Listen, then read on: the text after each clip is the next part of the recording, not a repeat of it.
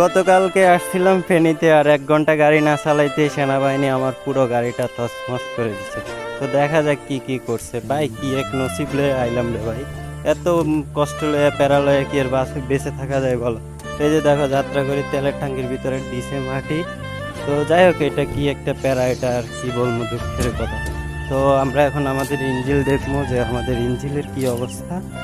তো এভরিওয়ান, আমার গাড়ি পুরো গ্লাস টেলাস সব কিছু তছনছ করে দিছে। ওরা ভাই 1 ঘন্টার মতো হামলা করছে। এরপরে মজার বিষয় হলো ব্যাটারিগুলো নিয়ে গেছে, ঠিক আছে। তো যাই হোক, ইঞ্জিলের ক্যাপ খুলে দেখি যে কি অবস্থা। তো আলহামদুলিল্লাহ ইঞ্জিলের ক্যাপ খুলছি, কিন্তু মনে হয় নাই যে ইঞ্জিলে কিছু দিছে। তো যাই হোক, এদিকে আমি স্যাটিসফাই, মানে আমার কোনো সমস্যা হয় নাই ইঞ্জিলে, আলহামদুলিল্লাহ। বাট মজার বিষয় হলো যে দেখো কি এক ভাগ্য লয়ে আসলাম, 1 ঘন্টা গাড়ি না চালাইতেই সেনাবাহিনী অ্যাটাকে পুরা গাড়ি তছনছ করে দিছে, আর আমি ফালাতক।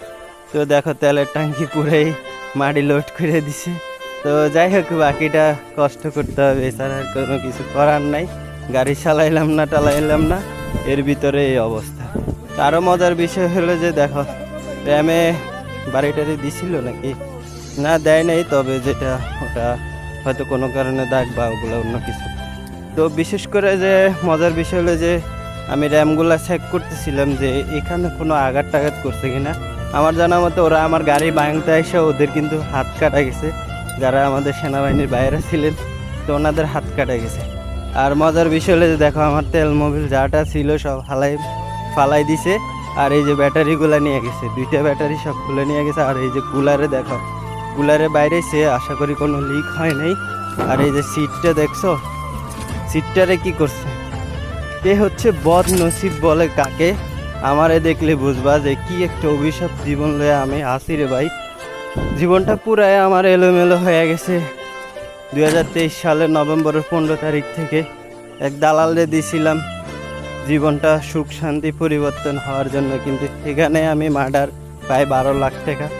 আর এখন গাড়ি চালাইতেছি, হ্যাঁ জীবনটায় কোনো সৌন্দর্যই আসতেছে না। যেদিকেই হাত দিই ওদিকেই লাগে যেন সব কিছু ধ্বংস হয়ে যায়। তো আমার মতন এই বদনসিব অভিশপ্ত জীবন আশা করি তোমাদের কারণ নাই।